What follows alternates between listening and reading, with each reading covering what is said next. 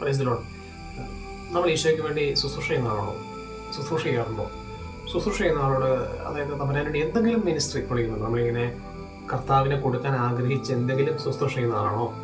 അങ്ങനെയാണെങ്കിൽ ഒരു വചനമുണ്ട്, യോഹന്നാൻ 12:26, എന്നെ ശുശ്രൂഷിക്കാൻ ആഗ്രഹിക്കുന്നവൻ എന്നെ അനുഗമിക്കട്ടെ, അപ്പോൾ ഞാൻ ആയിരിക്കുന്നിടത്ത് എൻ്റെ ശുശ്രൂഷകനായിരിക്കും.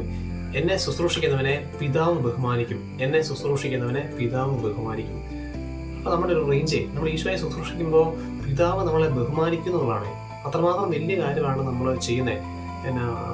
തിമോത്തി 4:2-4 സുവിശേഷം ഭരമേൽപ്പിക്കാൻ യോഗ്യരെന്ന് ദൈവം അംഗീകരിച്ചതനുസരിച്ചാണ് ഞങ്ങൾ പ്രസംഗിക്കുന്നത്.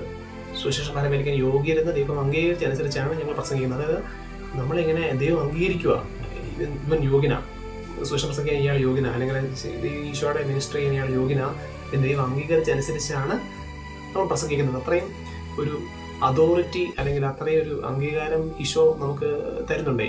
1 തിമോത്തി 1:12-1:8 പറയുന്ന കാര്യമുണ്ട്, തൻ്റെ ശുശ്രൂഷയ്ക്കായി അവിടുന്ന് എന്നെ നിയമിച്ചുകൊണ്ട് അവിടുന്ന് എന്നെ വിശ്വസ്തനായി കണക്കാക്കി.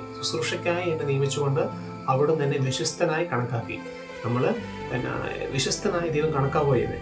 ഞാൻ ഈ പറഞ്ഞ കാര്യം മനസ്സിലാക്കുക. വിശ്വസ്തനാണ്, യോഗ്യനാണ്, പിതാവ് ബഹുമാനിക്കുന്നു. അങ്ങനെ ഒരുപാട് കാര്യങ്ങളുണ്ട് ഒരു ശുശ്രൂഷകനെ ദൈവം കൊടുക്കുന്ന കാര്യങ്ങൾ. അപ്പം നമ്മൾ എന്തെങ്കിലും ശുശ്രൂഷ ചെയ്യുന്നുണ്ടെങ്കിൽ ഓർത്തോ, കർത്താവ് നമ്മളെ ഭയങ്കരമായിട്ട് വാല്യൂ ചെയ്യുന്നുണ്ട്.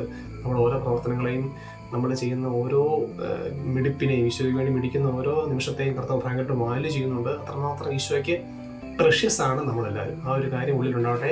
ശുശ്രൂഷ ശക്തമാകട്ടെ.